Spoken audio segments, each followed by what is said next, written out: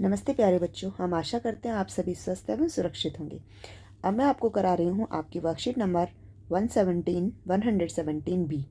This is your EVS worksheet और ये आपकी रिकैपिचुलेशन वर्कशीट है। और जिसका हम रिकैपिचुलेशन यानी रिवीजन कर रहे हैं वो चैप्टर है आपका फ्रॉम टेस्टिंग टू डाइजेस्टिंग का। ठीक है, तो ये वर्कशीट शुरू करने से पहले आपको आपकी क्लास, उसका सेक्शन, आपका नाम, आपकी टीचर का नाम और डेट लिखनी है, जो कि है 25 नवंबर 2021। और उसके बाद आपको वर्कशीट शुरू कर देनी है। हम भी आपकी वर्कशीट शुरू कर रहे हैं। प्यारे बच्चों, हमने part from tasting to digesting में स्वाद कलिकाओं और हमारे शरीर में भोजन के पाचन के बारे में चर्चा की।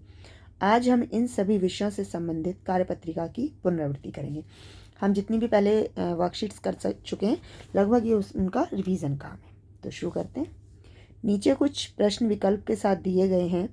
सही विकल्प को चुनकर अपनी कॉपी में लिखिए। पहला प्रश्न, किसी व्यंजन का स्वाद पता लगाने के लिए हम प्रयोग करते हैं। हम किस चीज़ का प्रयोग करते हैं किसी का स्वाद पता लगाने के लिए?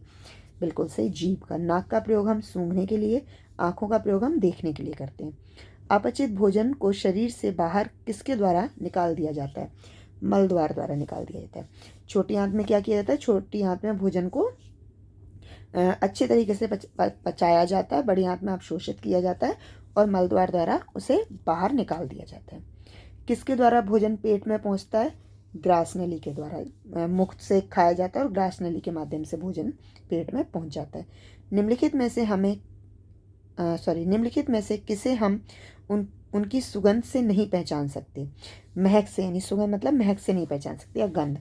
लहसुन की महक से पहचाना जा सकता है और अदरक को भी, पर पानी की कोई गंध नहीं होती है, गंधहीन और रंगहीन होता है, तो इसे नहीं पहचान सकते। किसी व्यंजन का स्वाद पता लगाने में हमारी मदद करती हैं। क्या मदद करती है? आँखें, नाक या स्वाद कलिकाएं? बिल्कुल सही, स्वाद कलिकाएं करती हैं, जो कि कहाँ होती हैं? जो कि हमारी जीभ पर होती हैं। ठीक है, ये आपका प्रश्न हो गए हैं। अब आगे देखिए क्या है। नीचे दिए गए प्रश्नों के उत्तर अपनी कॉपी में लिखिए। तो पहला प्रश्न है, पाचन तंत्र में बड़ी आंत का कार्य अपनी कॉपी में लिखिए। तो आइए शुरू करते हैं इस प्रश्न को।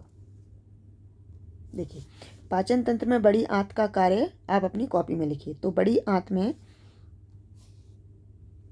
आंत में भोजन अवशोषित होता है। यहाँ बचे हुए भोजन में से पानी को अलग कर दिया जाता है। ठीक है, ये नहीं लिखा जाएगा यहाँ पर। बड़ी आंत में भोजन अवशोषित होता है, यहाँ बचे हुए भोजन में से पानी को अलग कर दिया जाता है। अगला प्रश्न, शरीर में पाचन तंत्र का क्या कार्य है? तो मनुष्य में भोजन का पाचन तंत्र के माध्यम से होता है। भोजन का पाचन मुख से शुरू होकर मल द्वार पर खत्म होता है।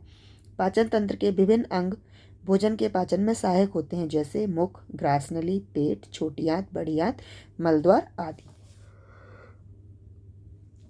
तो पाचन तंत्र का क्या काम है? भोजन को पचाना, और उस भोजन को पचाने में हमारे शरीर के अंदर के बहुत सारे अंग सहायक होते हैं। ठीक है, अगला प्रश्न है आपका, किसी व्यंजन को बिना देखे हम उसकी पहचान किस प्रकार कर सकते हैं? अपनी कॉपी में लिखिए।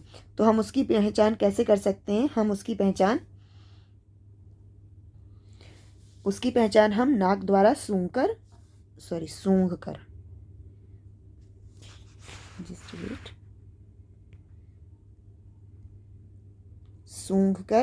कर सकते हैं। तो किसी व्यंजन की पहचान हम उसे बिना देखे नाक द्वारा सूंघ कर सकते हैं। ठीक है, तो अब आगे देखें इसका अगला प्रश्न। अब है इसका प्रश्न नंबर 3। प्रश्न नंबर 3 क्या है? नीचे दिए गए वाक्यों में सही के लिए सत्य और गलत के लिए असत्य लिखिए। यानी सही के लिए सत्य पर गोला लगाना और गलत के लिए असत्य पर। लार हमारे भोजन को नम करने में सहायता करती है, ये सत्य है, जो कि हमारे मुंह में होती है। मुंह में हमारा भोजन अवशोषित होता है, गलत। हमारा भोजन बड़ी आंत में अवशोषित होता है। भोजन का पाचन पाचक रसों की सहायता से होता है। बिल्कुल सही, भोजन का पाचन पाचक रसों की सहायता से ही होता है। ग्रास नली द्वारा अपचित भोजन को पानी से अलग किया जाता है। नहीं, वो हमारा काम जो है वो बड़ी आंत करती है, पानी से अलग करने का काम। ठीक है, अगला है, जीभा पर उपस्थित स्वाद कलिकाओं के नाम अपनी कॉपी में लिखिए और जीभा का चित्र बनाकर स्वाद कलिकाओं को चिन्हित कीजिए। चलिए देखते हैं।